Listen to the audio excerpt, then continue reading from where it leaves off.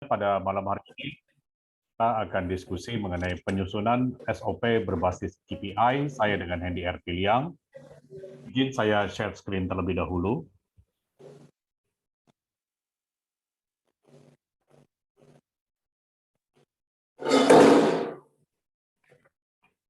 Baik, sebagaimana tadi yang disampaikan oleh Pak Ganda, bahwa pada malam hari ini adalah webinar ETSA Series chapter ke-60 sepanjang tahun 2022. Pada malam hari ini kita akan diskusi mengenai penyusunan standar operating procedure berbasis Key Performance Indicators. Saya dengan Hendy R. Piliang. Karena Bu Mirah baru pertama kali join dengan webinar ETSA Series, izin saya perkenalkan diri saya terlebih dahulu. Saya berpengalaman di bidang human resources selama lebih dari 22 tahun, dan juga di level manajemen dengan berbagai latar belakang posisi strategis, dan berbagai latar belakang industri seperti hospitality, media, oil and gas, trading, dan juga banking. Kalau awal karir saya tahun 97 sebagai legal di Citibank, dan barulah di tahun 2000 saya boleh berkarir di bidang human resources, dan juga legal di beberapa perusahaan multinasional. Sebelumnya saya pernah bekerja di Aerowisata sebagai GM Human Capital. Aerowisata merupakan subholding dari Garuda Indonesia, lalu juga Vice President Human Resources Corporate di Mahaka Media, kemudian pernah juga menjadi Chief HR Officer di Enecal Oil, yang merupakan sister company dari PetroChina, dan pernah juga sebagai HR Head di JobsDB Indonesia. Pendidikan saya sarjana hukum dari Universitas Borobudur Jakarta dan magister manajemen prodi manajemen sumber daya manusia dari alma mater yang sama juga. Kebetulan saya ada 3 sertifikasi di bidang HR non BNSP, yakni Certified Industrial Relation Professional oleh White House Academy, Certified Human Resources Analyst oleh American Academy Project Management United States, dan Certified Human Capital Management oleh Curriculo United Kingdom. Saat ini aktivitas saya selain saya sebagai trainer, saya juga sebagai co-founder dan director di My Job Indonesia, lalu juga sekretaris di Cendekia Institute, dosen di beberapa perguruan tinggi swasta, dan juga advisor di beberapa perusahaan, serta mentor di Macquarie University. Sehari-hari saya biasa dipanggil dengan Hendy. Baik, kita masuk kepada materi kita pada malam hari ini. Oke, saya akan berbicara dulu overview mengenai SOP, atau kita sering mengenalnya adalah Standard Operating Procedure. Selanjutnya saya singkat menjadi SOP. Kalau kita di dalam perusahaan atau di dalam organisasi, kata SOP ini seringkali kita dengar. Kata SOP seringkali kita dengar, tapi sebenarnya tahu nggak sih SOP itu apa? Kadang orang suka kebalik-balik antara SOP sama policy, padahal itu dua hal yang berbeda.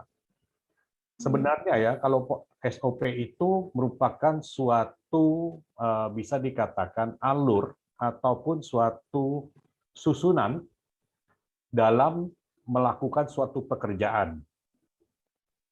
Jadi SOP itu Standard Operating Procedure, merupakan prosedur operasional, prosedur daripada pengelolaan suatu pekerjaan yang sudah distandarisasi.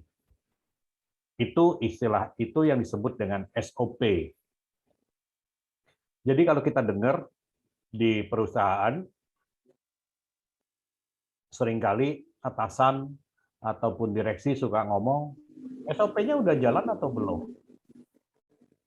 Itu pekerjaannya udah sesuai dengan SOP atau belum? Keputusannya udah melalui dengan sistem SOP yang dibuat atau tidak? SOP-nya jalan atau enggak? Nah, hal inilah yang saya katakan bahwa pada dasarnya SOP itu dibuat ataupun disusun untuk mengatur bagaimana sih di dalam suatu pekerjaan tersebut. Tentu hal ini akan mensupport operasional perusahaan.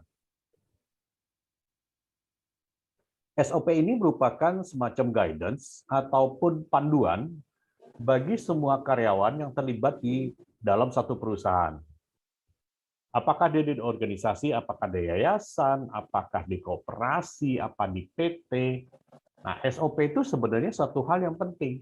Karena gini, kalau misalkan SOP nggak ada di suatu perusahaan, dikhawatirkan operasional perusahaan itu jadinya berantakan. Operasional perusahaan itu jadinya berantakan, kalau sudah berantakan, akhirnya jadinya tumpang tindih. Ini yang kita harus pahami konteks daripada SOP itu sendiri. Bayangin kalau misalkan di dalam satu perusahaan, SOP-nya nggak ada. Lantas bagaimana flow prosesnya? Bagaimana pekerjaannya? Dari awal sampai akhir tuh gimana caranya? Sama aja kalau misalkan seseorang punya kendaraan. Seseorang punya kendaraan, manual book-nya itu nggak ada. Manual book-nya tuh nggak ada. Kalau manualnya book-nya itu nggak ada, gimana cara kita tuh bisa mengoperasikan suatu kendaraan? Manual book-nya tuh nggak ada. Guidance-nya nggak ada. Pegangannya nggak ada. Kalau guidance-nya nggak ada, pegangnya nggak ada, orang juga bingung, ini mau dikemanain ini arahnya. Mau belok ke kiri kah, mau belok ke kanan kah, mau mundur atau mau maju, jangan-jangan lompat. Nah, inilah akhirnya kita melihat bahwa betapa pentingnya daripada SOP di suatu perusahaan itu. Kita suka dengar juga ya, Bapak Ibu, di dalam satu perusahaan, banyak akhirnya karyawan tuh suka melanggar SOP. Bahkan bosnya sendiri tuh melanggar SOP. Ini sebenarnya apa yang salah? Apakah SOP-nya itu terlalu ketat? Apakah SOP-nya terlalu bertele-tele? Atau gimana? Ini yang kita harus paham sebenarnya. Jadi kalau kita melihat suatu standar yang dibuat di perusahaan itu adalah di mana akhirnya setiap pekerjaan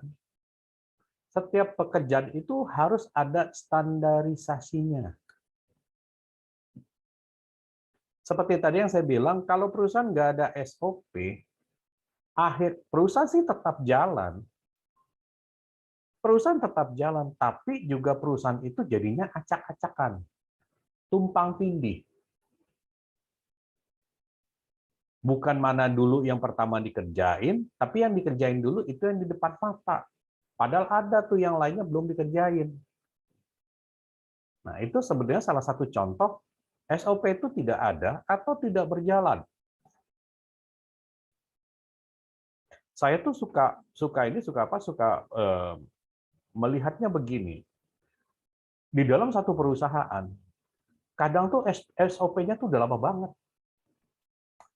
Sudah bertahun-tahun. Pertanyaan saya, ini kok kenapa SOP nggak diganti-ganti ya? Ada masalah apa nih SOP nggak diganti-ganti? Atau jangan-jangan SOP hanya merupakan syarat formal aja di dalam satu perusahaan? Ini kan yang salah kalau seperti ini. Untuk itu sebenarnya kembali lagi, kalau kita berbicara mengenai masalah SOP itu sendiri, ini sebenarnya pegangan bagi karyawan. Pegangan bagaimana mereka itu bisa melakukan suatu pekerjaan.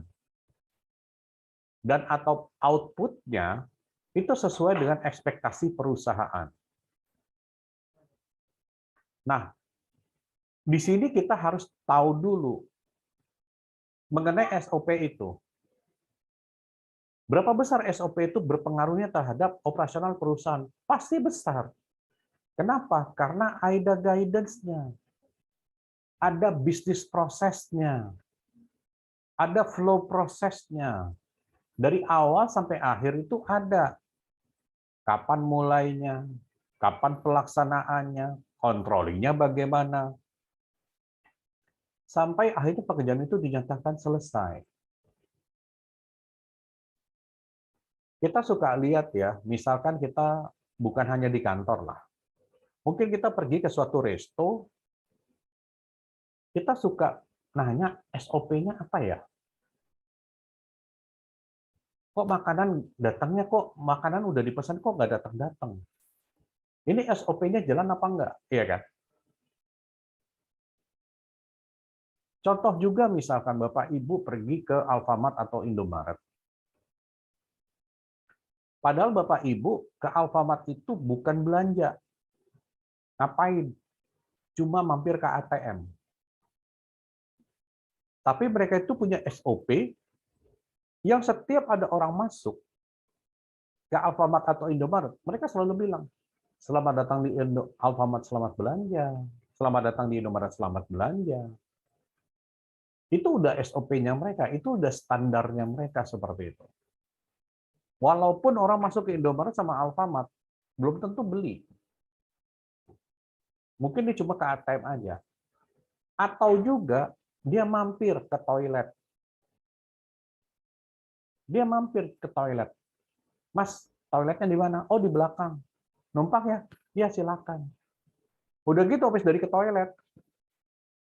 Belanja nggak? Nggak belanja. Mereka protes? Enggak, mereka nggak bakalan protes. Karena itu adalah standarnya mereka.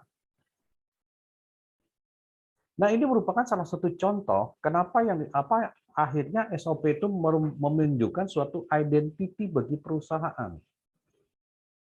Identity-nya apa? Ini kalau kita berbicara mengenai masalah standar operating procedure. Sekarang pun kalau kita melihat sebenarnya, ya, kalau kita melihat sebenarnya dari SOP itu bahwa ini sebenarnya memberikan guidance, bantuan kepada karyawan bagaimana mereka itu bisa paham terhadap tugas-tugasnya. Bagaimana mereka itu bisa menjalankan tugas-tugasnya. Kalau dengan adanya SOP, mereka sudah tahu bagaimana alur kerjanya. Dia sudah tahu bagaimana proses kerjanya. Dia sudah tahu. Karena kenapa? Karena mereka tuh bekerja sesuai dengan SOP. Kemudian juga, kalau ada karyawan baru nih, baru gabung di satu perusahaan, mereka tuh akan lebih mudah lagi terinformasi. Lebih mudah apa? Mereka tahu bahwa semua kegiatan, semua pekerjaan itu ada standarnya. Kalau semua pekerjaan, semua ini pekerjaan itu ada standarnya, akhirnya akan membuat karyawan-karyawan yang baru masuk itu mereka akan lebih cepat beradaptasi. Sehingga mereka bisa menyumbang produktivitas. Kan kita suka lihat ya, ada karyawan baru masuk di dalam satu perusahaan, kok sepertinya kita nggak tahu dia ya. Itu anak baru kerjanya ngapain ya? Kitanya aja bingung, gimana sih orang itu? Pasti lebih bingung. Karena nggak ada guidance, tapi kalau dengan ada guidance, nah, mereka akan lebih mudah bagaimana mereka melakukan pekerjaan. Kemudian juga, dalam tujuan daripada SOP tersebut nih Bapak Ibu, akan lebih mempermudah dalam pencapaian target perusahaan. Karena kenapa? Ini target perusahaan, ini sasaran revenue perusahaan, kalian laksanakan pekerjaan, kalau mereka sudah tahu SOP dan mereka ngikutin SOP, artinya akan lebih gampang lagi untuk mencapai target. Sekarang kalau misalkan kita nggak ada SOP, terus kita mau kerjaan apaan? Apa yang akan kita lakukan? Nah ini kan bahaya kalau nggak ada SOP. Makanya perlulah dibentuk di perusahaan itu adanya SOP. Akan menekan resiko, akan meminimalisir resiko. Kenapa? Karena kalau misalkan karyawan itu bekerja sesuai dengan SOP, bentuk-bentuk pelanggaran itu nggak akan terjadi kok. Nggak bakalan ada kok di satu perusahaan. Ini kita harus paham konteksnya terhadap tujuan daripada SOP itu sendiri. Sehingga kita akan memberikan, atau kita tahu juga sebenarnya, ini menjadikan guidance kinerja bagi karyawan dan juga sebagai pedoman pelaksanaan kerja.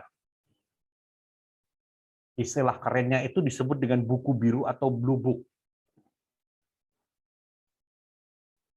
Blue book itu sebenarnya buku biru kalau kita lihat Itu sebenarnya adalah bagaimana suatu perusahaan itu mereka itu merancang, membuat dan mengelola SOP. Jadi karyawan kalau misalkan mereka itu ditempatkan di divisi lain, ya kan? Mereka udah cepat, ini loh SOP-nya, mereka langsung belajar. Kalau mereka udah, nih SOP-nya seperti ini, kamu pelajari, kamu pahami. Mulailah diberikan itu pekerjaan. Bagaimana kamu tuh melakukan pekerjaan sesuai dengan SOP. Kenapa kok target penjualan kita kok nggak naik-naik? Sales kita tuh udah door to door, sales kita itu sudah menggunakan sosial media, tapi kenapa bisnis kita itu juga nggak tumbuh? Ya karena mereka nggak tahu sebenarnya proses ketika melakukan marketing itu mereka nggak tahu. Harus ada prosesnya. Bagaimana persiapannya, bagaimana perencanaannya. Kemudian juga pada saat pelaksanaan ada fungsi kontrol nggak? Diawasi apa nggak? Kalau itu nggak ada, ya berantakan pekerjaannya. Kita pun juga akhirnya nggak bisa nuntut karyawan, kamu harus bekerja sesuai ini. Karena juga kalau mereka tanya juga kita nggak bisa jawab, nggak ada guidance-nya. Nah inilah akhirnya SOP itu dipandang perlu. Kembali lagi, SOP harus dipandang perlu, karena itu merupakan adalah acuan bagi karyawan. Terus juga sebagai pedoman pelaksanaan kerja. Gimana saya diposisikan ini? Pekerjaannya apa saja? Disebutin pekerjaannya sesuai dengan job desk. Dia main kerjain aja, ternyata dia sudah melanggar SOP. Ujung-ujungnya ditegur sama direksi. Kamu tadi bikin apaan? Bikin ini, Pak. Kamu tahu nggak masalahnya apa kalau bikin ini? Prosedurnya kamu ikutin nggak? Enggak, Pak, supaya ini cepat segala macam. Nah, jangankan karyawan baru, karyawan lama juga suka sekali melanggar SOP. Karena menurut kalau ada SOP itu kayaknya ribet ya. Sebenarnya bukan ribet, tapi kita membiasakan diri dalam melakukan pekerjaan itu secara teratur. Itu yang paling benar. Bukan ribet. Kalau ribet, kerjaan apapun juga pasti akan ribet. Tapi dengan adanya SOP, ini loh, ketika kamu membuat atau kamu ingin melakukan suatu pekerjaan utama kamu sesuai dengan job desk, coba SOP-nya itu sudah diterbitkan atau belum? Contoh paling gampang ya, suatu perusahaan mereka melakukan rekrutmen karyawan. Untuk posisinya GM sama posisi sales manager. Tadi dia buka, sampai sekarang dia nggak pernah dapat. Saya bilang, kamu prosedurnya itu gimana sih? SOP kamu melakukan rekrutmen seperti apa sih? Dia cuma berdasarkan dapat data dari division head. Nah, kalau ada seperti ini, akhirnya jadinya berantakan. Makanya SOP itu penting sebenarnya di perusahaan. Karena kalau kita melihat juga dalam konteksnya, dalam prinsip pembuatan SOP itu, ya, prinsip pembuatan SOP itu harus bisa dipahami oleh semua orang yang berkaitan dengan SOP tersebut. Dari judulnya, dari isinya, dari bisnis prosesnya, mereka harus tahu. Kemudian juga berikutnya, SOP itu harusnya lebih efektif dan juga efisien. Kenapa? Jangan SOP itu terlalu bertele-tele. Kayak zaman dulu itu namanya SOP itu suka bertele-tele. Banyak bener. Akhirnya orang bingung.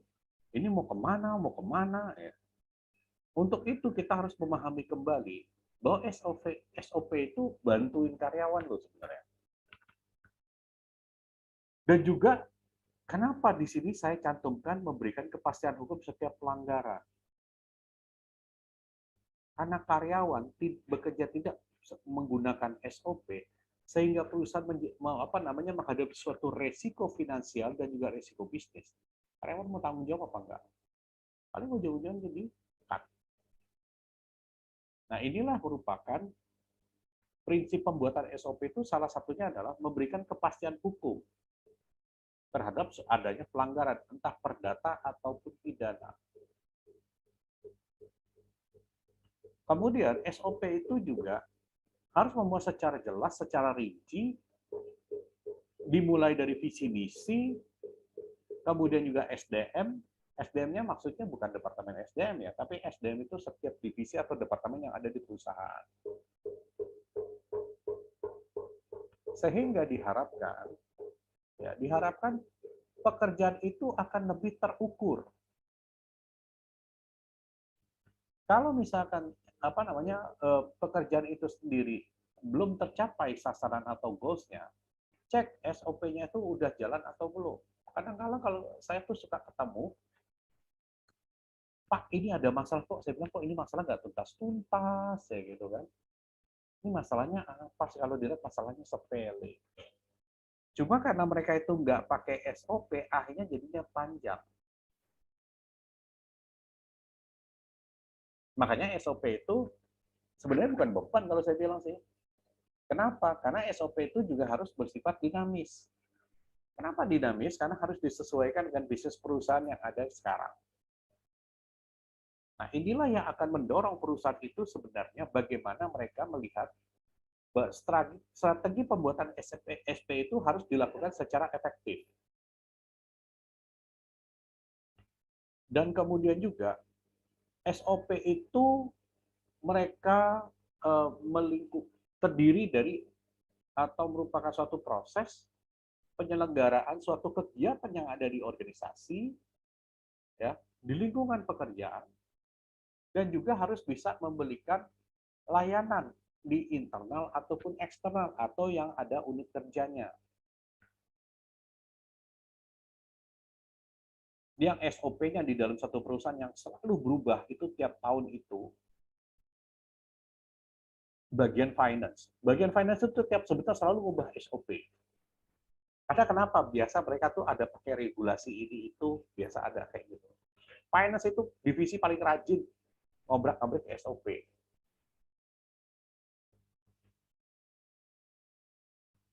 Nah, ini kita harus tahu sebenarnya ruang lingkup daripada SOP itu apa. Terus kemudian juga, sebenarnya SOP itu untuk siapa? Untuk direktur kah? Direktur nggak butuh. Untuk owner kah? Owner apa lagi? Sebenarnya, sasaran SOP itu cuma dua loh. Level staff dan juga level manajerial. Manajerial itu apa? Supervisor ke atas. Itu manajerial. Staff di bawahnya. Nah, dengan konteks mengenai SOP itu sendiri, diharapkan manajemen ada di satu perusahaan itu mereka tahu bagaimana mereka melakukan suatu pekerjaan, bagaimana mereka itu mempertimbangkan bisnis, dan juga bagaimana mereka bisa mengukur tugas dan fungsinya masing-masing. Sehingga ini merupakan suatu keharusan sebenarnya perusahaan harus ada SOP. Coba kembali lagi nih kalau saya lihat, tadi saya cerita, rata-rata perusahaan itu mereka punya SOP, SOP-nya nggak dipakai. Oh, ada SOP-nya, tapi nggak dipakai. SOP-nya biasa ada aja, kita udah ada SOP-nya. Pernah dipakai nggak? Nggak pernah. Banyak nggak perusahaan kayak gitu? Banyak. SOP-nya nggak dipakai, bisnis prosesnya nggak dipakai, flow prosesnya juga nggak dipakai. Akhirnya apa? Berantakan semuanya. Lalu kenapa direksi tidak harus mengikuti SOP? Direksi itu bukan karyawan. Direksi itu adalah mereka bertanggung jawab mengelola perusahaan. Itu sebenarnya kalau kita melihat konteks daripada direksi. Nah, sekarang kita akan melihatnya begini. Di dalam satu perusahaan, mereka sudah mulai membuat SOP. SOP-nya setiap divisi, setiap departemen itu udah jadi. Tapi kalau dengan janjinya SOP itu, karyawan juga jangan beranggapan, wah, aturan makin diperketat. Enggak sebenarnya, nggak ada hubungan di situ. Karena kalau kita flashback lagi, pada dasarnya adalah SOP itu sebenarnya untuk mempermudah sih kalau saya bilang. Selama ini kan kita main bypass saja. Itu sangat berpengaruh pada kita sebagai makhluk sosial loh. terus terang. Karena kalau kita lihat sebenarnya, kembali lagi bahwa ini merupakan kunci di satu perusahaan. Antara manajer sama anak buah tuh ngobrol atau enggak. Kemudian kalau ada suatu kekeliruan, bagaimana operasi, OSOP-nya? Bagaimana kalau misalkan proses rekrutmen SOP-nya seperti apa? Nah, jadi SOP itu sebenarnya cuma untuk dua, untuk staff sama di level manajerial, supervisor ke atas. Dan satu level itu di bawah direksi. Itu kalau disebut dengan SOP. Buat siapa SOP itu dibuat? Jadi gini, janganlah akhirnya kita tuh berpikiran kalau dengan adanya SOP itu berarti ruang gerak sebagai seorang karyawan itu terbatas. Enggak. Enggak juga. Apa-apa pakai SOP, apa-apa pakai SOP. Kapan beresnya? Justru dengan adanya SOP akan lebih mempermudah. Mempermudah apa? Resiko kemungkinannya akan terjadi di perusahaan. Dan itu tidak akan pernah terpikirkan. Ini kita harus paham konteksnya terhadap SOP itu sendiri. Kemudian juga, dalam SOP itu sendiri, kita lebih akan mempertimbangkan bagaimana aspek SOP itu memiliki suatu target. Ada targetnya, ada parameternya. Ketika itu ada target, ada parameter, karyawan itu bisa tahu seberapa baik hasil pekerjaannya berbanding atau tidak dengan hasil penilaian kinerjanya. Kalau SOP-nya sudah dibuat, harusnya hasil penilaian kinerja karyawan itu juga harusnya bagus.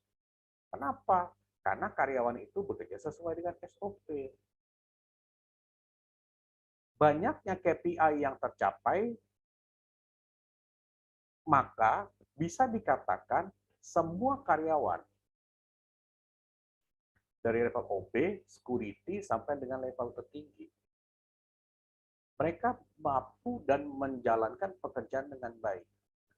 Karena mereka itu tertib terhadap SOP. Nah, terus bagaimana nih hubungan SOP dan juga KPI? Pasti akan sangat berhubungan. Kenapa? Di satu sisi, ini adalah orang yang akan menangani hal yang berkaitan dengan SOP. Di satu sisi, ini ada karyawan. Karyawan bilang, harusnya nggak begini nih, terima tahu. SOP-nya gimana Pak ngomongnya? Kita ikutin apa kata SOP. Bisa diganti nggak SOP? Bisa. Kalau misalkan visi-misi perusahaan udah berubah, pertanyaan visi-misi berubah itu kapan ya? Nggak tahu. Nah, inilah yang kita harus pahami kembali konteks terhadap terhadap SOP itu sebenarnya masih ada hubungan dengan KPI. Karena kenapa? Di dalam SOP tersebut akan lebih mudah lagi kita cantumkan parameter-parameter. Pekerjaan kamu seperti ini, ketika kamu nanganin customer, bagaimana cara kamu menangani customer. Kalau misalkan dalam waktu kurang dari 5 menit, tapi lebih dari 5 menit, ternyata masih belum selesai, ada yang salah dengan SOP-nya. Ada yang salah dengan SOP-nya. Apakah yang dengan masalah seperti ini, apa kita kategorikan bahwa ini merupakan guidance, ini merupakan petunjuk ketika Anda bekerja di Indonesia. Nah, petunjuk itu mereka buat dalam bentuk SOP. Itu perusahaan-perusahaan asing, ekspatriatnya tuh selalu seperti itu. Kerja di Indonesia, dan mereka tuh punya standar operasional prosedur kerja di Indonesia. Sampai sebegitunya, bayangin. Kita boro-boro, KPI yang ada kita langgar, SOP yang ada kita langgar. Ya kan? Akhirnya menjadi apa? Menjadi tidak efektif. Sekarang kalau misalkan saya katakan tadi hubungan antara KPI dengan SOP itu sangat erat, karena perusahaan itu bisa menerapkan arah strategi bisnisnya, bisa mengembangkan visi misinya perusahaan. Nah, KPI pun dapat digunakan oleh HRD atau divisi SDM untuk melihat suatu pengukuran serta melakukan evaluasi terhadap hasil kerja karyawan. Nah, inilah yang kita bilang bahwa KPI itu sebenarnya berpengaruh juga terhadap kinerja. Kenapa kinerja karyawan itu nggak bagus? Berarti SOP-nya mereka nggak jalanin. Oh, jalanin Pak SOP-nya. Tahu nggak SOP-nya apa? Karena setiap bentuk pekerjaan itu harus ada SOP-nya. Dan SOP-nya itu harus informasikan kepada masing-masing departemen. Karena berhubungan SOP sama KPI itu, sehingga kita akan melihat juga bahwa KPI itu, perusahaan itu bisa memuatkan penerapan KPI untuk menjaga arah strategi bisnisnya. Ini KPI bagi karyawan. Kemudian juga KPI dapat dipakai untuk mengetahui pengukuran serta mengevaluasi terhadap hasil kerja karyawan. SOP-nya mengatakan bahwa penilaian kinerja karyawan tahun 2022 minimum adalah 95%. Nah, untuk itu setiap karyawan yang ada di perusahaan, mereka harus mengikuti prosedur yang ada. Itu konteksnya hubungan antara KPI masih dengan KPI dengan SOP. Nah, sekarang itu bagi karyawan juga mereka akan lebih fokus. Contohnya gimana nih? Contohnya gini, misalkan ada dia itu sebagai customer service di bank. Nah, ketika dia akan membuka counter, mereka kan pasti sudah punya suatu standar. Itu SOP. Bapak Ibu pergi naik pesawat, apalagi yang sudah sering naik pesawat, pasti akan bosan ngeliatin pramugari memeragakan bagaimana kalau misalkan pesawat dalam keadaan. Itu SOP standar itu. Standar pramugari ketika di dalam pesawat, walaupun dia bilang orang itu udah tahu, pasti mereka akan sampaikan. Sama aja kan tadi dengan Indomaret, dengan Alfamart. Kita udah disambut hangat sama karyawannya. Tapi kita nggak belanja, yang ada kita malah ke ATM. Marah nggak? Nggak marah, karena itu udah jadi SOP. Sehingga mereka merasakan SOP itu hanya jauh lebih berharga bagi karyawan, kalau mereka itu sebenarnya benar-benar bisa tahu. Nah, sekarang dalam konteks terhadap key performance indicator, jadi sebenarnya key performance indicator itu sebenarnya merupakan salah satu turunan daripada balance scorecard. KPI itu merupakan turunan dari balance scorecard.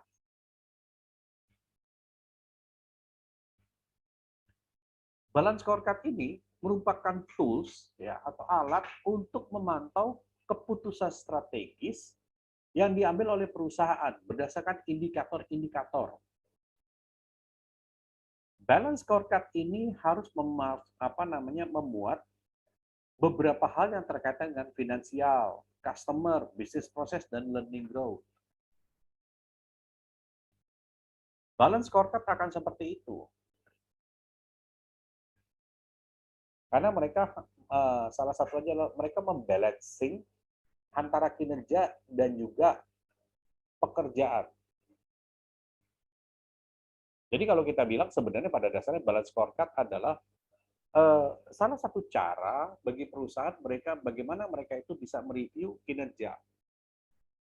Itu kalau menggunakan dengan sistem balance scorecard. Sekarang juga kita juga melihat bahwa antara balance scorecard, SOP dan KPI, ternyata kita pun harus melihat juga di awal ada yang disebut dengan strategi map perusahaan. Besar peta kekuatan daripada perusahaan seperti apa. Dari financial perspektif, hasil keuangan apa yang diharapkan oleh perusahaan. Mampu nggak dari financial perspektif ini mereka juga menghitung ketika menghadapi risiko bisnis suatu perusahaan. Itu mereka harus paham. Nah, sekarang pun ya, strategi map dengan perusahaan pun setelah finansial itu secara sistem sama SOP ini sudah mulai terbangun, dia pindah lagi. Kalau customer perspektif gimana sih? Kalau misalkan karyawan terlalu bekerja yang nggak jelas arahnya kemana, itu akan berpengaruh terhadap KPI. Karena kalau kita lihat dalam financial perspektif, customer perspektif, sama internal perspektif, ada proses peningkatan bisnis proses di dalam satu perusahaan. Seberapa besar pengaruhnya? Bagaimana pengelolaan sumber daya manusia itu secara tepat di setiap divisi? Saya coba garis bawahi mengenai bagaimana pengelolaan SDM secara tepat. Banyak perusahaan itu akhirnya mereka nggak bisa mengelola SDM-nya dengan tepat. Karena kenapa? Mereka nggak punya pegangan, mereka nggak punya SOP. Bahaya nggak? Pasti bahaya. Nah, inilah kembali lagi dalam membuat suatu konsep KPI, kita mesti balik tanya dulu tuh sama yang di atasnya. Yaitu adalah balance scorecard. Perspektifnya ada dari finansial, ada customer, ada internal pun banyak, apalagi finansial. Pasti jauh lebih banyak lagi.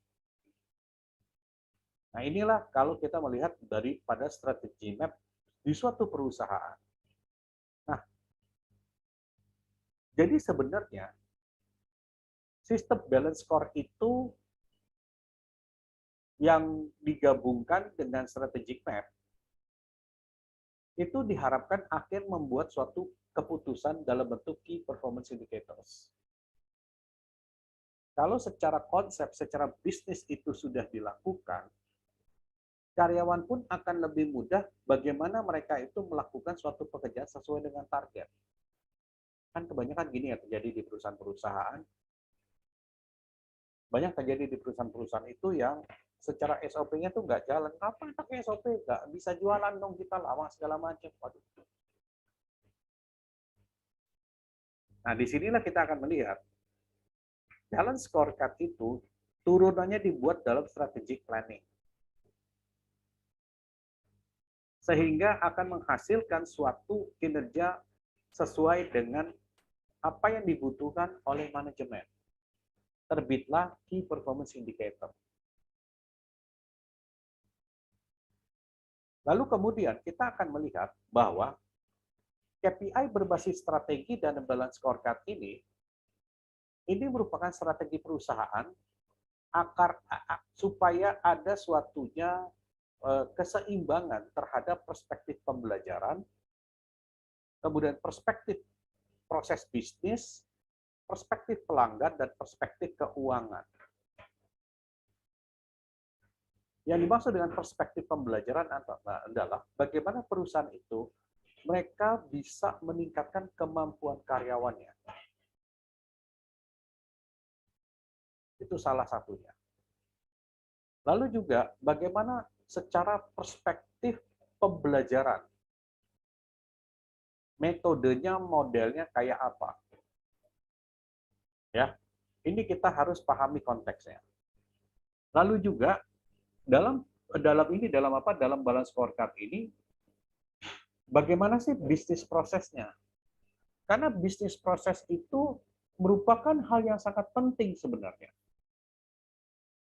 Merupakan hal yang sangat penting. Nah, inilah kita harus melihat. Kalau misalkan perusahaan itu punya SOP, mereka tuh akan lebih mudah lagi mereka melakukan fungsi operasional di perusahaan. Ini yang kita harus lihat kenapa hal ini menjadi penting. Ya. Lalu bagaimana secara perspektif keuangannya? Tentunya kan perusahaan menginginkan bahwa bisnis itu akan tumbuh. Bisnis itu akan tumbuh sebenarnya. Kalau bisnis itu akan tumbuh, ya, ini akan membuat bahwa suatu perusahaan itu bisa bergerak dengan baik. Nah, inilah yang kita lihat bagaimana sih dari perspektif apa namanya pelanggan. Harusnya setiap tahun pelanggan itu berapa yang bertambah, berapa yang repeat order itu akan dihitung. Itu akan dihitung tuh sebenarnya. Dan juga dari sisi keuangan, apakah kita akan menambah modal ataukah kita akan melakukan optimalisasi atau kita balik ke awal. Karena dengan adanya perspektif seperti ini, manajemen tuh akan lebih memudah. Oh, prosesnya kayak gitu ya. Oh, strateginya kayak itu ya. Langkah-langkahnya apa saja ya. Modelnya kayak apa saja ya. Dari berbagai macam perspektif, katakan dari 4 perspektif ini, udah ada gambaran nih bagi perusahaan dalam hal ini manajemen. Kemana arah selanjutnya perusahaan tersebut. Ini akhirnya menjadi hal yang penting kalau kita melihat bahwa balance scorecard itu merupakan juga sasaran ataupun metrik sebenarnya. Nah, itu secara paralel akan membuat SOP. SOP-nya itulah harusnya apa namanya memiliki hubungan dengan KPI. Nah, contohnya misalkan target. Apa target yang harus dipenuhi? Bagaimana memenuhi target itu? Bagaimana supaya standar itu bisa dijalankan? Kalau ternyata itu nggak bisa dijalankan, planning selanjutnya apa? Jadi kita kalau melihat bahwa konteks daripada balance scorecard itu sendiri, mudah nggak? Nggak mudah. Lalu kapan? Apakah SOP dulu atau balance scorecard dulu? Itu paralel. Nggak ada mana yang lebih dulu. Itu semua paralel. Ketika konsep balance scorecard itu mulai dijalankan, secara otomatis juga organisasi juga akan ngikut. Itu udah pasti. Itu udah pasti. Nah, sehingga KPI kan turunan daripada balance scorecard yang berbasis matriks penilaian dan untuk mengukur kinerja perusahaan dan juga karyawan. Dari matriks ini akan memberikan gambaran sasaran dan target dari perusahaan dan karyawan bagaimana untuk memenuhi kebutuhan jangka panjang. Apa sih kebutuhan jangka panjang ini? Di tahun 2030, misalkan. Di tahun 2030, target perusahaan itu mau grow-nya berapa persen? Kita tiap tahun itu kita targetkan pertumbuhan bisnis itu sekitar 10-15%. Dibuatlah rencana jangka panjangnya. Diterjemahkan adalah balance scorecard atau BSC. Paralel jadinya antara pembuatan SOP itu dengan pembuatan KPI. Itu paralel. Nah, sekarang kita melihat KPI itu terdiri dari dua. KPI finansial dan juga KPI non-finansial. KPI finansial itu terdiri dari gross profit, net profit, gross profit margin, net profit margin, sama current ratio. Ini PR-nya bagian finance ini. Bagaimana dengan non-finance? Employee turnover, customer satisfaction matrix, market positioning, sama market share. Salah satu masalah yang terbesar dalam suatu perusahaan, karyawan yang banyak resign, itu bisa diartikan bahwa perusahaannya itu nggak punya sistem. tingginya turnover karyawan, atasannya berarti itu nggak sukses menjadi seorang manajer. Karena ada ketidakpuasan. 80% karyawan resign itu karena nggak suka sama atasannya. Kalau dilihat dalam setahun banyak benar ya yang resign. Artinya perusahaan harus merevisi dan juga melihat apakah yang dilakukan ini udah sesuai atau belum. Karena kan setiap orang beda perspektif. Lalu juga selain itu di KPI non financial, matriks tingkat kepuasan konsumen.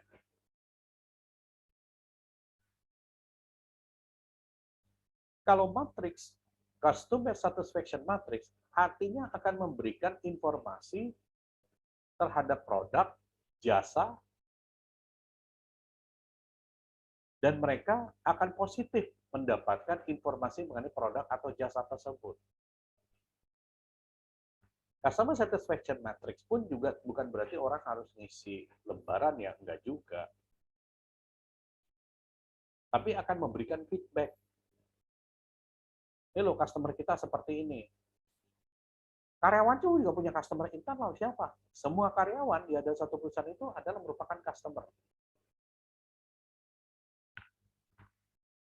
Terus juga market positioning. Secara market kita adanya di mana nih? Semua kan orang bilang kecap nomor 1 ya. Semua orang mengatakan kecap itu nomor 1. Sama aja jadinya, kita pun harus menyadari market positioning perusahaan itu di mana. Ya, market positioning perusahaan itu di mana.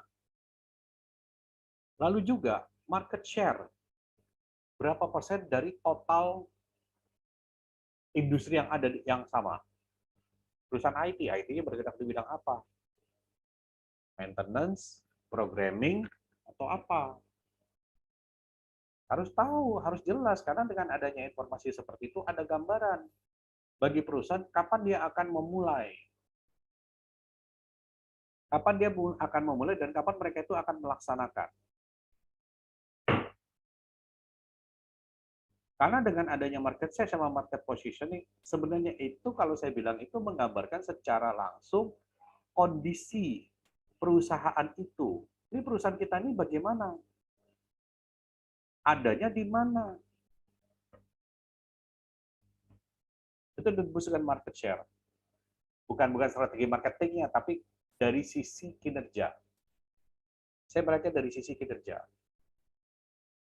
Nah, di dalam tahapannya satu perusahaan yang tidak kalah pentingnya adalah apa yang dimaksud dengan bisnis proses. Bahwa bisnis proses itu bagaimana suatu pekerjaan yang tadi saya katakan dari awal sampai akhir itu sudah diatur. Sehingga dalam penyusunan SOP itu akan lebih mudah. Bisnis proses itu bukan rekrutmen ya. Tapi ini merupakan salah satu strategi perusahaan mereka untuk mengembangkan balance scorecard-nya. Sehingga harus dilihat juga bisnis proses perusahaan. Kalau berbicara bisnis proses, pasti tidak akan pernah lepas dari apa yang dimaksud dengan SOP.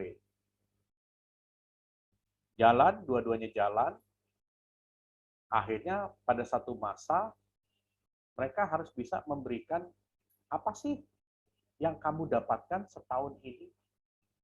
Oh, kamu cuma dapatnya segitu. Kok kompetitor bisa dapat lebih? Padahal kompetitor nggak punya apa-apa. Jangan-jangan SOP-nya nggak jalan. Nah, inilah yang saya katakan bahwa bisnis proses perusahaan itu merupakan juga bagian tahapan suatu standar operating procedure itu dijalankan.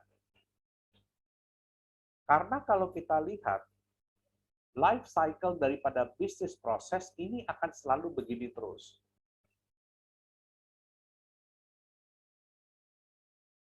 Mereka sebagian ada yang mendesain.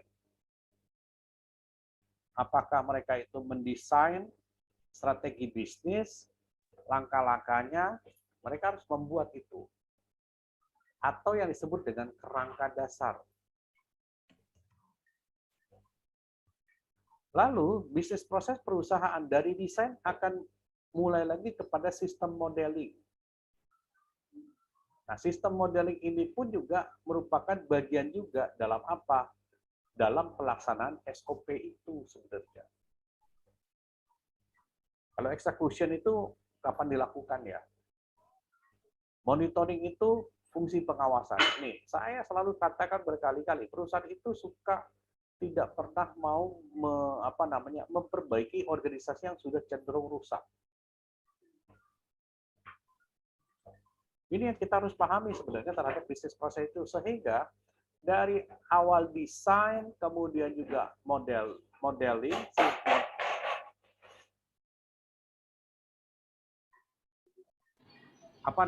modelingnya itu kayak apa, pelaksanaannya bagaimana, monitoringnya seperti apa, optimalisasi daripada bisnis prosesnya juga harus tetap terjaga. Sehingga kalau cycle daripada bisnis proses ini berjalan, karyawan akan lebih mudah lagi mereka dalam melakukan pekerjaan sebenarnya. Nah, tapi sebelum itu pun kita harus melakukan assessment terhadap perusahaan ataupun organisasi. Dimulai untuk kembali mendefinisikan visi misi perusahaan. Pak Irwan, Bu Novika, sama Bu Diani udah tahu tuh visi misi perusahaan apa. Itu adalah goals-nya perusahaan. Itu adalah tujuan daripada perusahaan dan itu adalah sasarannya. Kemudian selanjutnya akan menghasilkan standar kinerja. Standar kinerja apa yang diharapkan? Nah, sejalan dengan itu, ketika visi misi itu bukan diperbaiki ya, tapi disesuaikan dengan kondisi bisnis saat ini. Setelah itu baru akan dibuat standar kinerja yang mendukung daripada visi misi. Nah, kemudian akan dibuat semacam asesmen lanjutan dalam bentuk mengecek akuntabilitas daripada SDM di perusahaan tersebut. Kalau memang perlu harus dilakukan restrukturisasi organisasi, ya dilakukan. Kalau memang dibutuhkan, kalau nggak perlu ya enggak. Nah, ketika restrukturisasi organisasi ternyata harus dilakukan, langkah pertamanya adalah membuat analisis beban kerja. Karena dengan adanya analisis beban kerja atau WLH atau workload analysis, kita akan bisa tahu bagaimana pembagian kerja itu dilakukan oleh perusahaan secara merata. Kita udah dapat nih hasil daripada analisa beban kerja.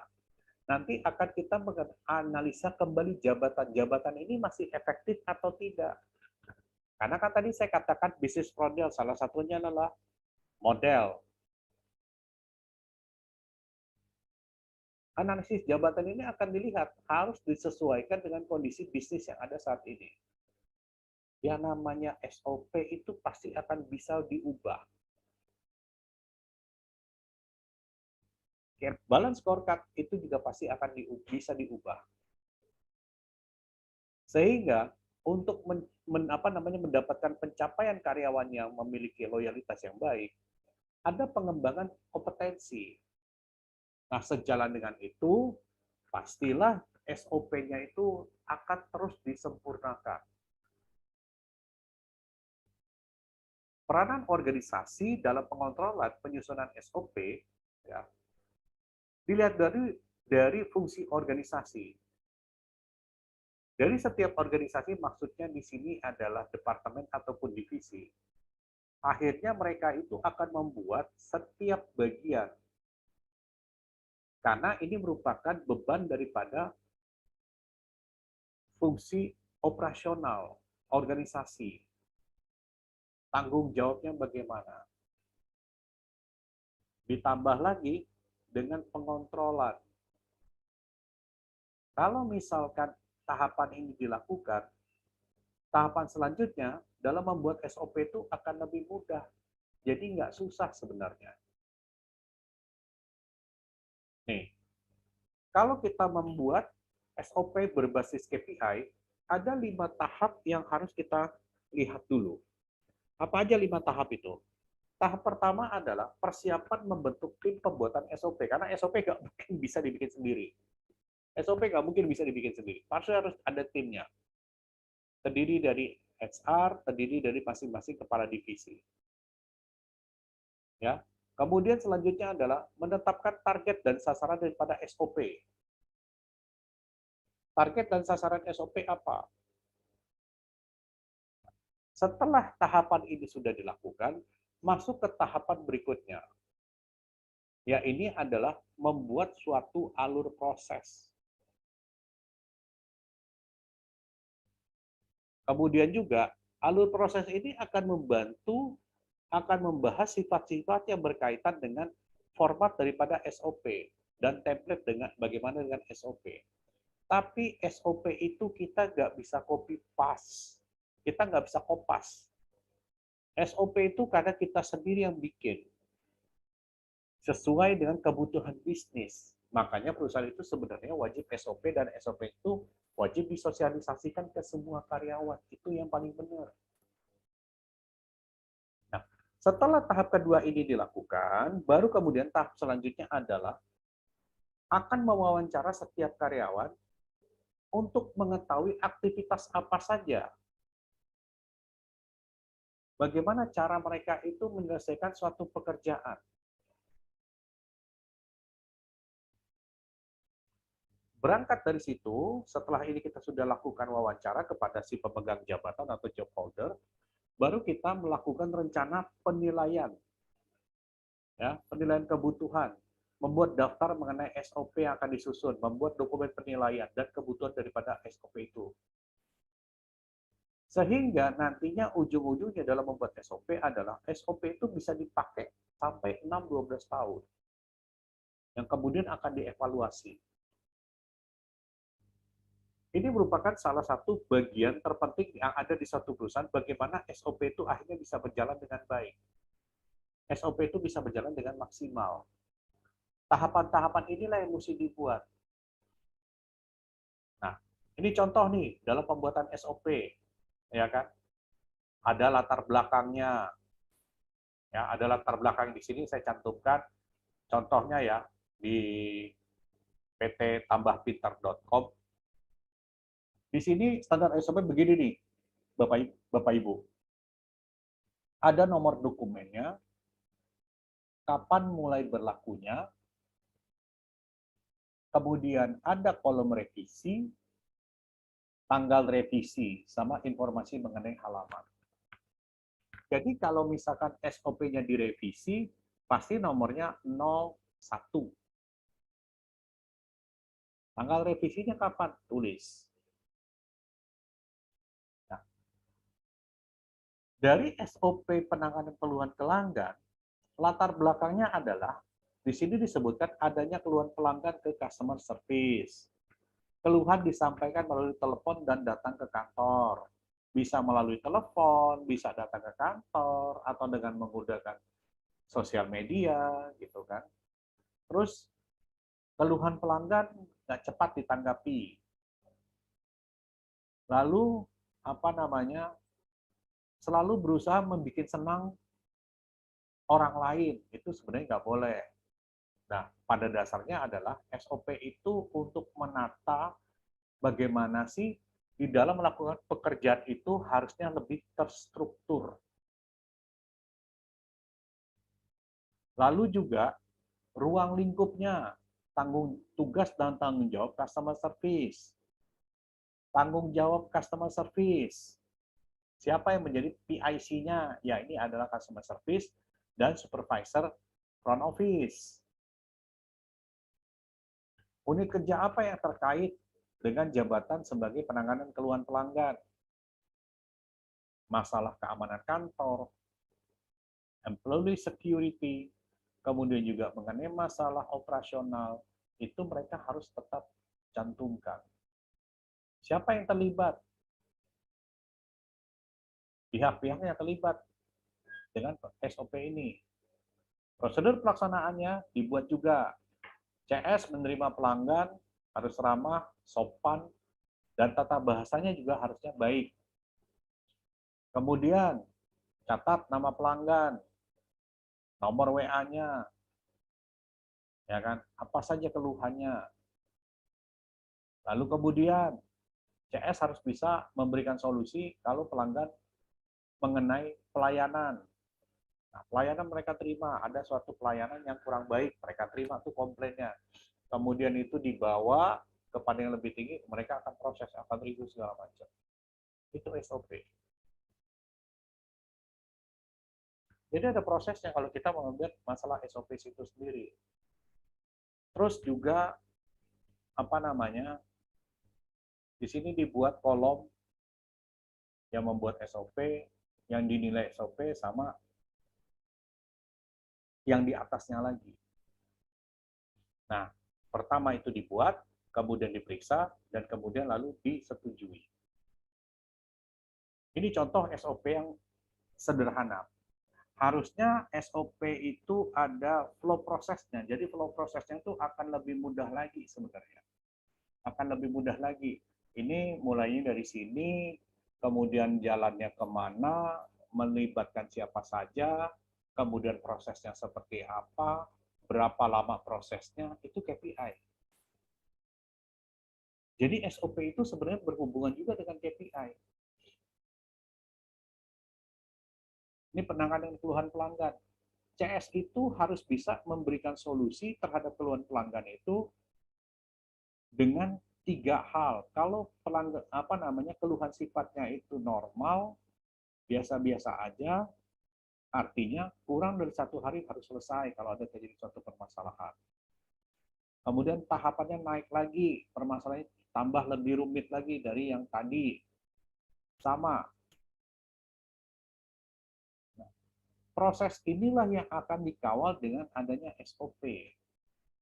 Sehingga akan memberikan bagi perusahaan bagaimana SOP itu bisa berjalan secara efektif. Siapa yang buat, kemudian siapa yang akan periksa, dan juga kapan itu disetujui. Nah, ini kaitannya daripada SOP itu sendiri, Bapak Ibu.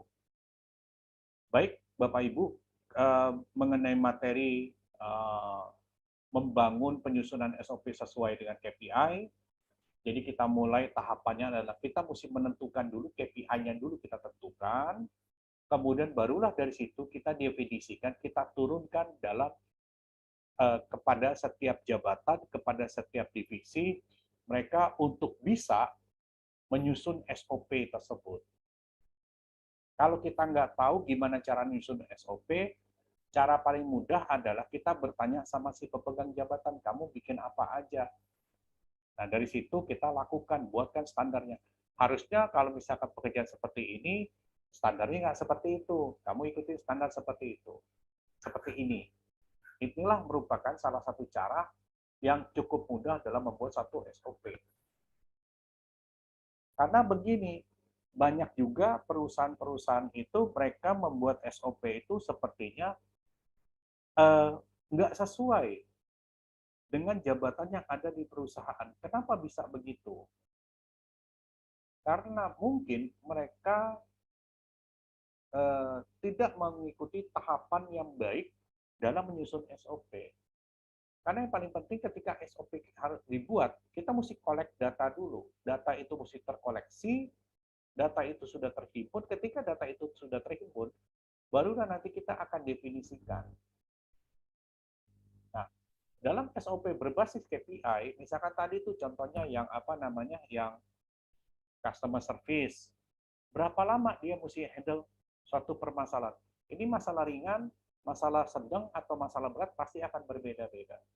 Masalah yang kategori ringan itu apa saja, prosesnya harus segera diselesaikan kurang dari 1 jam. Kalau masih belum selesai juga, baru ditingkatkan lagi ke atasnya. Kemudian atasnya lagi kalau nggak bisa. Harusnya sih enggak, atasannya harusnya bisa handle. Sehingga akan lebih mempermudah lagi bisnis prosesnya. Terus kalau misalkan pertanyaannya, kalau nggak ada SOP, jalan nggak perusahaan? Jalan, tapi kacau. Kalau SOP-nya nggak diupdate, Apakah jalan? Jalan, tapi kacau. Kalau misalkan SOP-nya nggak ada, lebih kacau lagi. Jadi kembali lagi SOP itu bukan merupakan suatu beban atau bukan merupakan suatu hal yang menjadi yang berat dilakukan oleh karyawan. Bahwa mereka harus memahami itu sebenarnya dalam pembuatan SOP. Tadi contoh yang sederhana itu bisa dikembangkan sebenarnya. Bisa dikembangkan sesuai dengan kebutuhan bisnis masing-masing. Sesuai dengan kebutuhan perusahaan masing-masing. Sehingga dapat gambaran nih ketika mereka melakukan apa? Melakukan pembuatan SOP, idealnya bagaimana sih merancang prosedur tersebut. Dan prosedur itu SOP juga harusnya nggak boleh berbelit-belit, harusnya apa namanya efisien, efektif dan efisien, ataupun yang dibikin seringan mungkin, supaya apa? Supaya si pemegang jabatan atau job order mereka akan lebih mudah menyesuaikan. Bayangkan kalau misalkan itu dibuat dengan terlalu bagus, terlalu canggih, akhirnya apa? Nggak bisa dipakai SOP-nya. Aduh, SOP-nya begitu, susah bener, kaku bener. Emang tuh SOP nggak bisa diganti? Ganti, kalau emang udah nggak sesuai. Jadi bukan berarti SOP itu, kalau sudah ada SOP, bukan berarti cuma syarat formal aja. Yang jelas ada SOP. Karena kebanyakan begini, Bapak Ibu, perusahaan itu mereka dibilang kalau ada SOP, ada SOP-nya. Berapa persen yang jalan SOP-nya? Hanya yang frontliner aja yang jalan, yang lain itu nggak jalan. Jadi buat apa sebenarnya? Demikian Bapak Ibu mengenai materi penyusunan SOP berbasis Key Performance Indicator sudah saya sampaikan. Selanjutnya, kalau ada pertanyaan bisa bertanya langsung atau bisa tulis di kolom chat. Izin saya stop sharing terlebih dahulu. Mungkin sebelum kita lanjutkan, kita bisa foto dulu kali ya Pak Ganda sebelum sesi tanya jawab. Oke, siapa Edi? Iya Pak. Silakan Bu Mira, Bu Yuliani, Bu Novika. Kita foto bersama dulu, Pak Ardi. Kita open cam sebentar ya. Belum namanya diskusi. Ya, malam Bu Yuliani.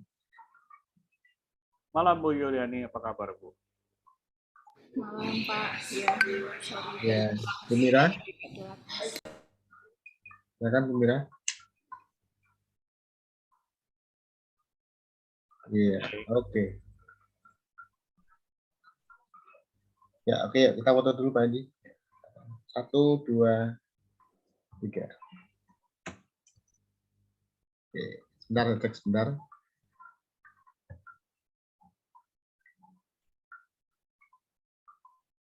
Ya, oke, silakan. Silakan sesi diskusi Bu Mira, Bu Yuli. Sepertinya Bu Yuli ada yang mau ditanya nih. Sudah siap Pak? Silakan Bu Yuliani, kalau ada yang ingin ditanyakan silakan Bu. Ya tadi saya agak telat, agak kurang ngikutin ini baru. Iya, nggak apa-apa. Tadi belum terlalu jauh kok Bu. Oh, oke. Gimana Bu? Belum ada sih. Mungkin nanti materinya saya coba review lagi sendiri. Ya, kalau saya boleh kasih sedikit gambaran gini Bu. Pada dasarnya SOP itu merupakan pegangan Bu. Pegangan ataupun guidance bagi karyawan atau si pemegang jabatan, bagaimana mereka itu bisa melakukan pekerjaan. Intinya adalah seperti itu. Nah, masalah yang seringkali terjadi di perusahaan adalah banyak sekali perusahaan itu SOP-nya nggak lengkap. SOP-nya nggak lengkap. Kalau SOP-nya nggak lengkap, gimana? Berarti harus dilengkapin. Karena sekali lagi bukan SOP itu memberatkan, tapi akan lebih memberikan semacam guidance bagi karyawan. Gimana sih kalau untuk ada suatu pekerjaan ini, prosesnya kayak gimana sih? Ya kan? Alurnya seperti apa? Sehingga kalau misalkan si pemegang jabatan orangnya tuh gonta-ganti, akan lebih mudah dilaksanakan. Karena kenapa? Mereka sudah punya pegangan. Kalau mereka nggak punya pegangan, mereka pasti akan tanya kanan kiri, mereka coba-coba gitu kan. Itu kenapa pentingnya SOP. Nah, SOP itu yang ternyata bisa berbasis KPI. Kenapa? Karena itu ada targetnya. ada sasarannya dari SOP itu. Contoh yang tadi tuh saya kasih contoh misalkan CS. CS harus bisa menyelesaikan komplain. Nah, komplain ini ada 3. Apakah komplain yang sederhana, atau komplain yang sifatnya moderat, ataupun komplain sifatnya itu berat. Itu harus ada ukurannya. Kalau masalah yang seringan, masalah yang sederhana bisa diselesaikan dalam waktu katakanlah 1 jam. Masalah yang sifatnya moderate di atasnya itu berapa lama? Misalkan 2 jam. Kalau masalah yang kompleks 1 hari, tergantung daripada kasus per kasus.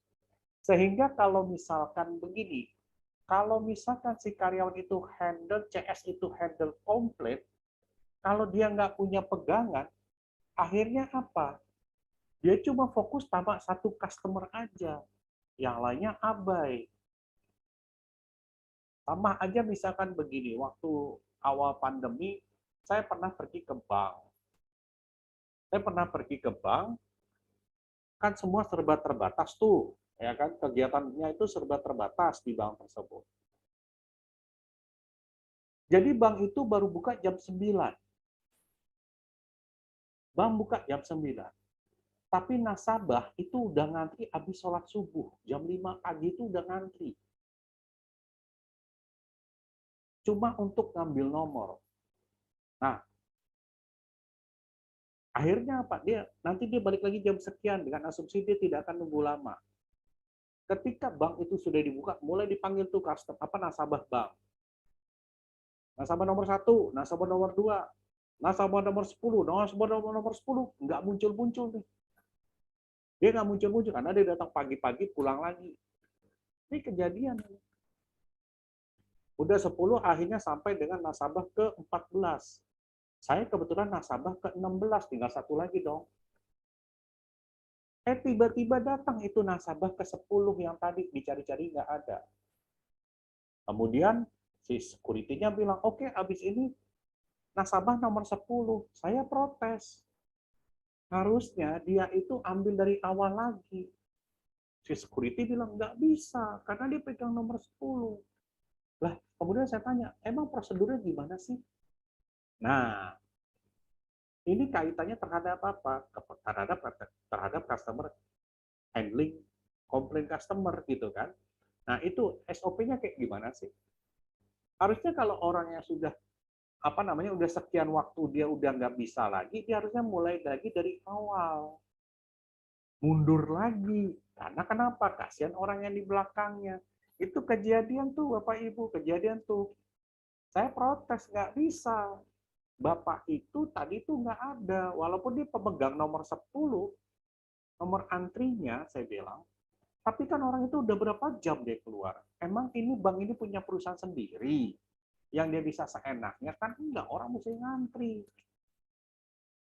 Agak sedikit berdebat waktu itu. Akhirnya pimpinan cabang bank tersebut dia keluar, dia bilang, Bapak harus ngambil lagi dari pertama karena Bapak udah keluar nih kemarin tadi. Walaupun Bapak ngambil tuh Bapak udah dapat. Bapak karena tadi udah dipanggil-panggil, harusnya itu mundur. Nah, bentuk-bentuk seperti ini kayaknya sederhana, tapi kalau misalkan satpam itu melanggar, berarti dia tidak melaksanakan SOP. Dia tidak melakukan prosedurnya. Nah, ini yang harus dibenahi. Makanya SOP itu sebenarnya itu akan lebih mudah lagi. Kenapa? Karena ada guidance-nya. Karena ada caranya, sehingga akan lebih mudah lagi bagaimana mereka itu melakukan pekerjaan. Jadi gitu Bu, kira-kira garis besarnya tuh Bu Yuliani. Tapi tadi Ibu baru masuk sih sebenarnya belum terlalu banyak sih. Okay. Terlalu jauh sih Bu. Saya masuk dulu sambil nyetir soalnya. Oh iya, nggak apa-apa. Jadi agak kurang fokus. Nggak apa-apa Bu, nggak apa-apa. Ini baru aja sampai rumah. Ya, seperti itu sih Bu. Kalau kita lihat daripada SOP itu Bu. Gitu Bu. Nggak apa-apa, nanti silakan dibaca dulu. Nanti kalau ada yang mau ditanyakan, kan Ibu juga pernah japri saya. Kalau misalkan ada yang ditanyakan, silakan Bu. Feel free aja Bu. Masalah. Oke Pak, makasih loh. Sama-sama. Dari Bu Mira, ada pertanyaan dari Bu Mira? Iya Pak.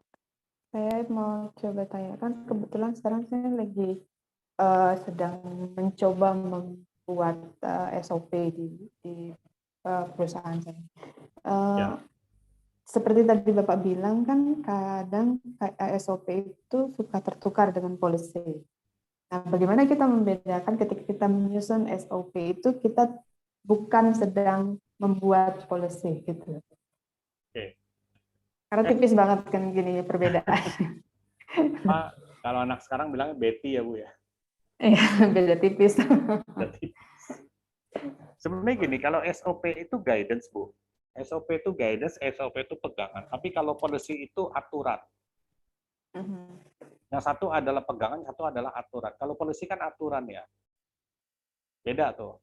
Jadi gini, kalau standar operasional prosedur itu bagaimana dia melakukan suatu pekerjaan. Itu SOP, Bu. Gimana dia melakukan suatu pekerjaan. Tapi kalau policy itu adalah perangkat hukumnya. Policy itu adalah perangkat hukumnya. Contohnya gini, misalkan SOP untuk pembelian suatu barang, ya kan? Nah, prosesnya tuh ada dari mulai mencari vendor, kemudian juga membandingkan vendor, penentuan harga, ya kan? Kemudian lihat kemampuan daripada vendor, pengalaman vendor, ya kan? Ketika itu sudah disetujui penunjukan vendor, ya, baru nanti dibuat proses selanjutnya. Jadi itu lebih kepada proses kerja kalau SOP. Sedangkan kalau policy itu adalah ketentuan.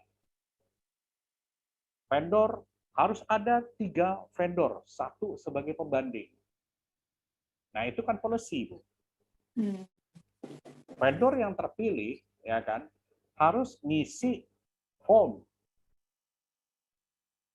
vendor yang terdaftar di perusahaan. Dalam waktu misalkan paling lama 1 kali 24 jam, boleh dikirim dalam bentuk digital.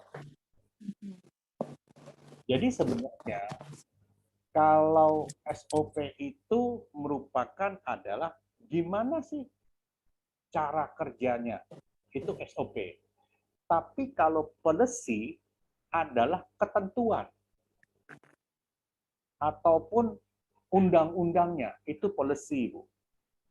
Polisinya begitu, berarti nggak boleh. Ya kan? Tapi kalau misalkan SOP, bukan ngomong nggak boleh. Ini yang proses ini yang dilakukan. Misalkan, ya kan, Ibu dari Karangasem pergi ke Tabanan. Pakai apa? Pakai mobil. Oke. Dalam SOP perjalanan dinas dari Karangasem ke Tabanan, Ibu harus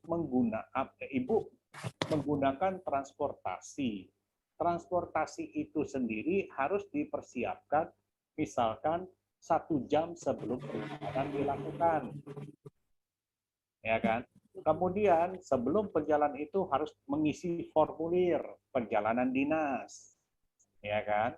Kemudian barulah nanti itu SOP. Tapi kalau policy perjalanan dinas ini dilakukan untuk level manajer ke atas misalkan. Perjalanan dinas ini setiap karyawan akan dikasih uang transport.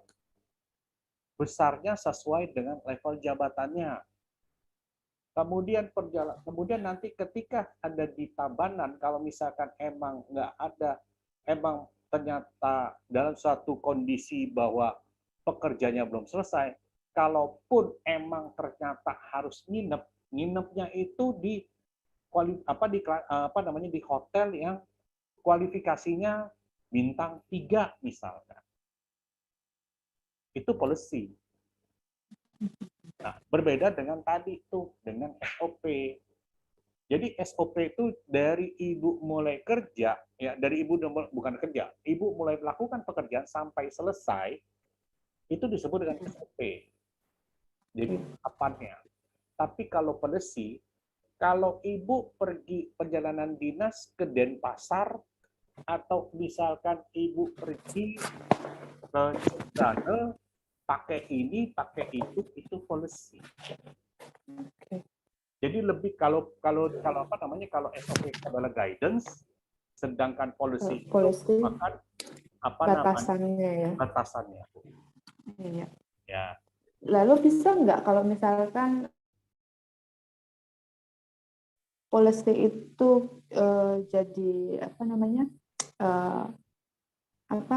KPI-nya dijadikan patokan dijadikan untuk KPI-nya gitu loh. iya.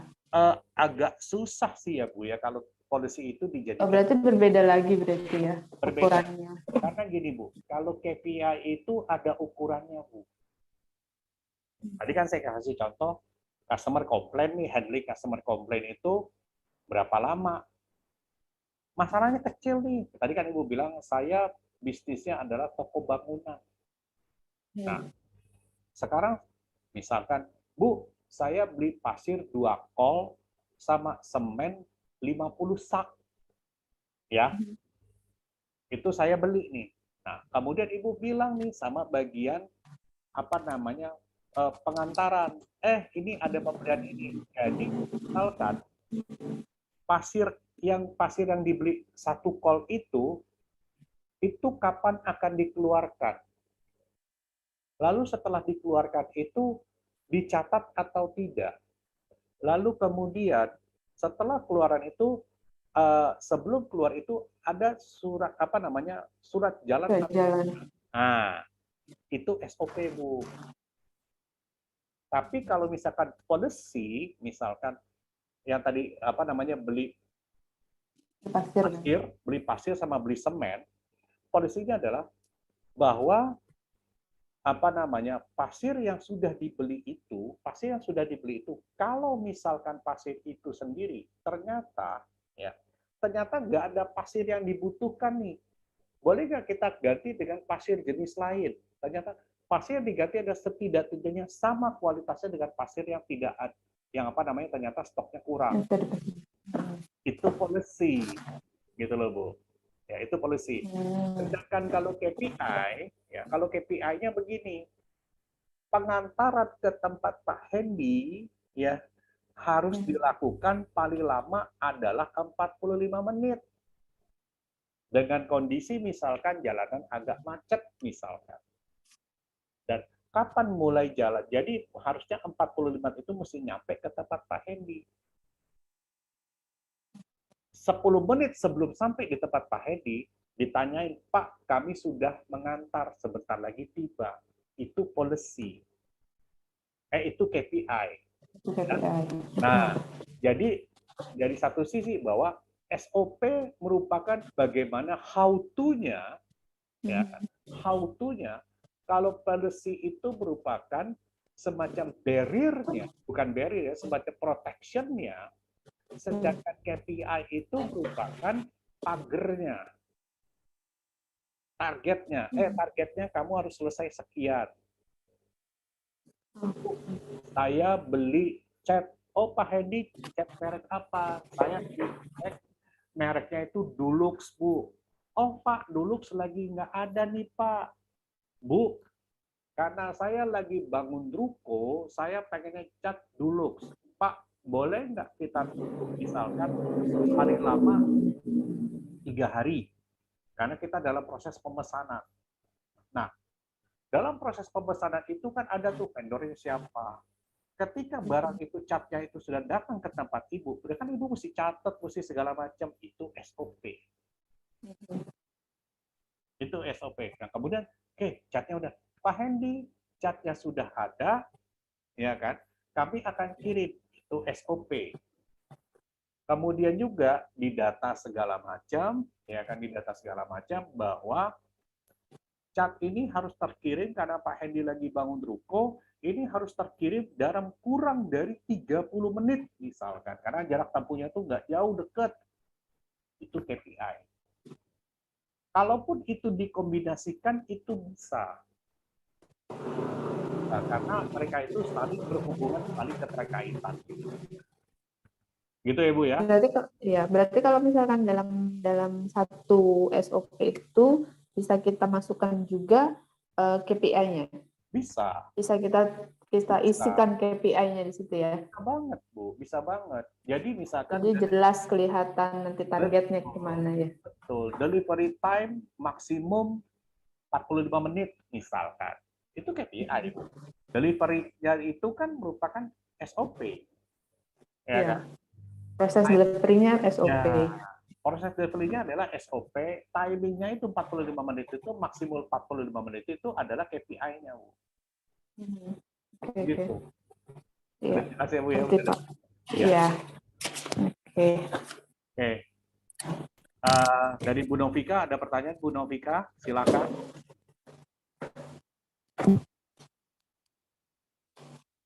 Sepertinya ada masalah di sinyal. Bu Yuliani, ada yang ingin ditanyakan? Dari saya ya.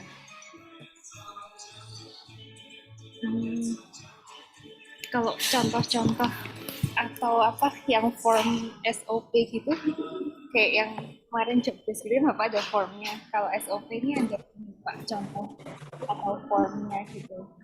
Tadi sebenarnya di materi ada ya, Bu ya. Contoh SOP itu di materi ada tadi, Bu. Di materi yang sudah di-share oleh Pak Ganda itu ada contoh SOP kok, Bu. Oh, oke Pak. Nanti itu, iya, sama-sama. Lihat dulu deh. Gitu, Bu. Belum sempat liatin soalnya. Iya ya, Bu. Ada, Bu, di situ, Bu, di apa namanya akhir-akhir materi, Bu, ada di situ. Oke. Bu Mirah, ada lagi yang mau ditanya? Mungkin nanti kalau misalkan ada share lagi Pak. Oke. Iya. Kalau nggak ada pertanyaan, nggak apa-apa. Nanti kita bisa diskusi juga di WhatsApp group atau bisa japri saya. Terima kasih Bu Yuliani, Bu Mira, Pak Irwan, Pak Rudi, dan Bu Novika atas waktunya. Selanjutnya saya kembalikan ke Pak Ganda selaku host pada malam hari ini. Silakan Pak Ganda. Oke, terima kasih Pak Indi. Baik, jika tidak ada yang mau ditanyakan lagi, kita akhiri ya webinar malam hari ini. Terima kasih Bu Yuliani, Bu Mira, Pak Irwan, Pak Rudi, dan Bu Novika. Nanti jika ada pertanyaan, silakan tuliskan di grup atau mau japri langsung ke Pak Andi, silakan. Baik, sampai jumpa lagi di acara-acara berikutnya bersama Pak Andi dan gelar manajemen ya.